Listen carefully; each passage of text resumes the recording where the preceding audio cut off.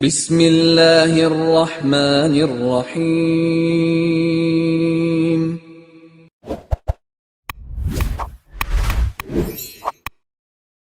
السلام علیکم ورحمۃ اللہ وبرکاتہ۔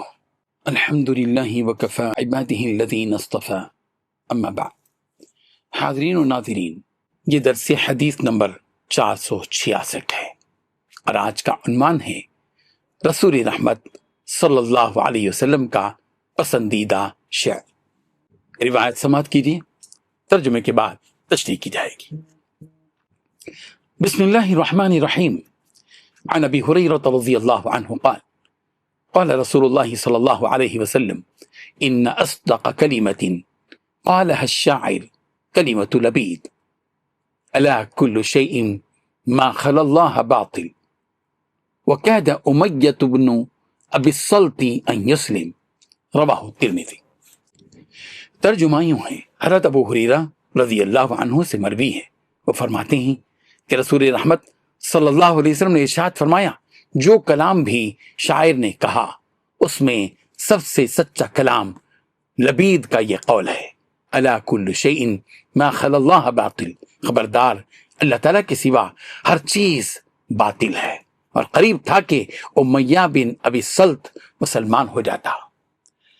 بزرگان محترم، رسول رحمت صلی اللہ علیہ وسلم نے عربی شاعری کے ایک سچے اور حق پر مبنی جملے کی تحسین فرمائی۔ لبید بن ربیعہ کا یہ مشہور شعر ہے، الا کل شیء ما خلا اللہ باطل، یعنی خبردار اللہ تعالیٰ کے سوا ہر چیز فانی ہے، بے حقیقت ہے۔ نبی کریم صلی اللہ علیہ وسلم نے ارشاد فرمایا کہ شاعروں کے کلام میں سب سے سچا کلام یہی ہے، کیونکہ یہ جملہ توحید اور اس فنا ہونے والی دنیا کی حقیقت کو بیان کرتا ہے کہ اصل باقی رہنے والی ذات صرف اور صرف اللہ تعالیٰ کی ہے۔ دنیا اور دنیا کی ہر چیز فنا ہونے والی ہے۔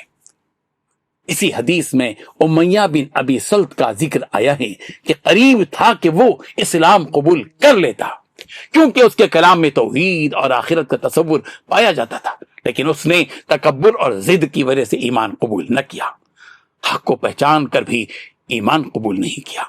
انسان کے لیے بڑی محرومی اور خسارے کا سبب یہی چیز بن جاتی ہے۔ یہ حدیث ہمیں یہ حقیقت یاد دلاتی ہے کہ دنیا کی حقیقت عارضی ہے، اصل کامیابی اللہ تعالیٰ کی معرفت ہے اور اس کی اطاعت، اور حق بات جہاں سے بھی ملے اسے قبول کر لینا چاہیے۔ اللہ تعالیٰ ہمیں حق بات کو پہچاننے اور اس پر عمل کرنے کی توفیق عطا فرمائے، اور دنیا کی فانی حقیقت کو سمجھ کر آخرت کی تیاری کرنے والا بنا دے۔ آمین۔ وآخر دعوانا ان الحمد للہ رب العالمین۔